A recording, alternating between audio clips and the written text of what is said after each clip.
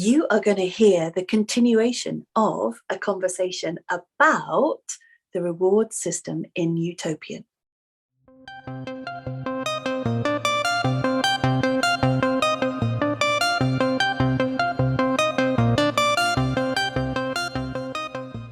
Hi, I am Eliziam and welcome to my channel. I was reminded this morning while we were thinking about this topic of something I read about the Red Balloon project, and I don't know whether you remember me telling you about this, Andrew. I did.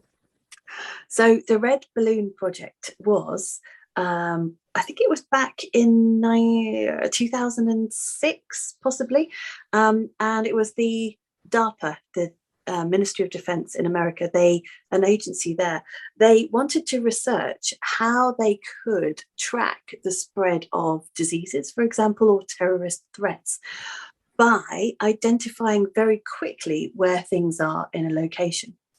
And so what they did, they decided to hide 10 red balloons across America. And they wanted to give a cash prize of $40,000 to the first team who located all 10 red balloons. Now, 10 red balloons sounds fairly easy, but then you think that the size of America is 3 million square miles. So how did they do it? Well, it was a team from MIT which actually won the prize. And there were loads of other different approaches. There were people who tried to create search engines and would track satellite imagery or harness the power of social media, you know, all of the logical different methods that you would use to try and locate 10 balloons in that amount of space. But the team that won from MIT took a completely different approach, quite a relaxed approach, really. Apparently, they only found out about it 4 days before the balloons were going to be launched. They created a website with an invitation, and it said, if you join this balloon hunt, you will get your own personalized URL. Whoever joins up using your link will then be part of your team. If any of those members find any red balloon, they will get a reward. So the person who finds it would get $2,000. And then depending how far away in the chain you were, you would get a proportion of that reward. So very soon they had over 4,500 people looking for these balloons. And guess what? That was the winning team.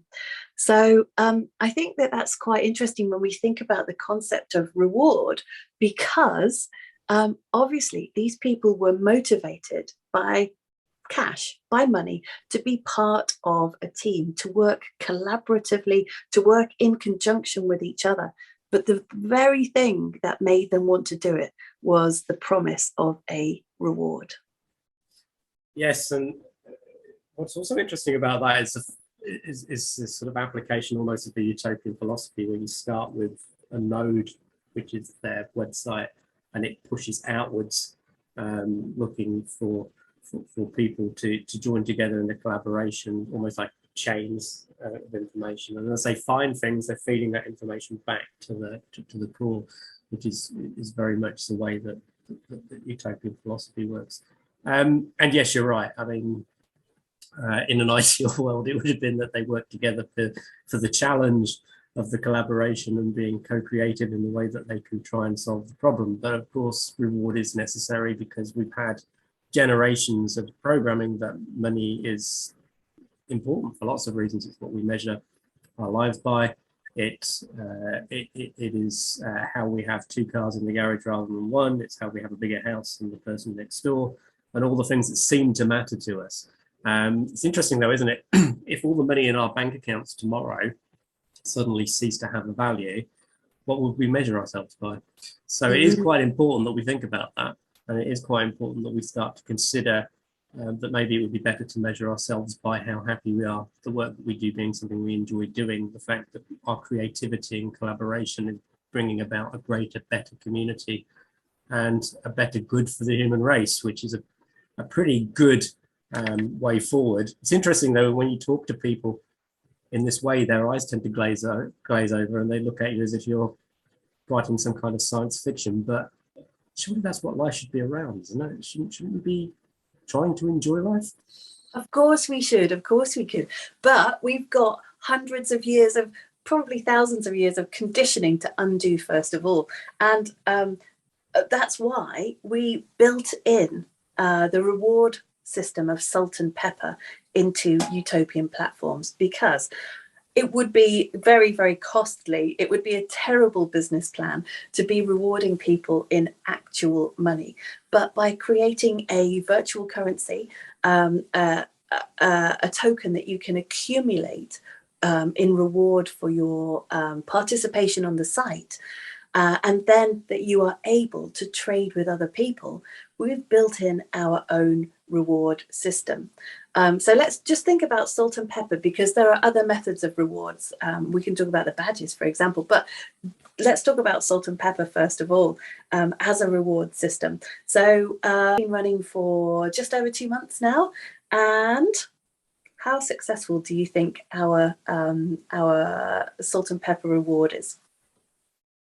I think it is successful. I think the important thing as well is that you've got the whole total state presence points underpinning salt and pepper, and that we're able to present that for everything you do. So it's interesting because you mentioned things like badges as a reward, and they are a reward, but you also score TSOP for that, and those TSOP points are actually earning you salt and pepper as well, as is posting on the caves, as is writing a blog, writing a book, being co-creative, being part of one of our publishing projects, or anything else that you want to do within the community. But I would say the other thing is the other side of the coin. It would be a poor business plan to use fiat currency as a reward. But then when you consider in the last 12 months how much fiat currency is actually devalued, it probably would be a bit of a a bit of a poor reward anyway at the moment, I think. So what we did, we started with this idea that every single individual is very valuable. Every single individual is a store of value, and that as that energy is expended by doing different things on the site, that can generate the currency.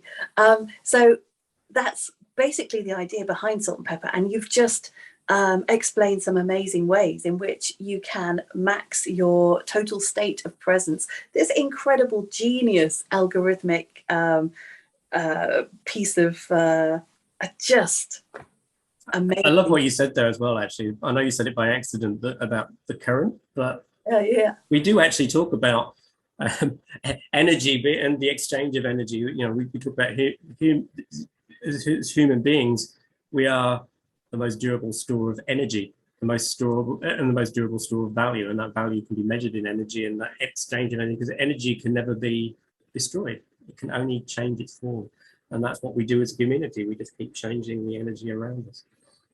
And I suppose that slip of the tongue links that idea of energy, current, with currency, our money. Yeah. And you can tune in to hear the next part of this conversation tomorrow. There is all of the normal ways for you to get in touch down below, and there is just enough time for me to ask you to like, subscribe, and put the bell notification on so that you never miss an episode. And remember, if you like this video, don't tell me, tell your friends.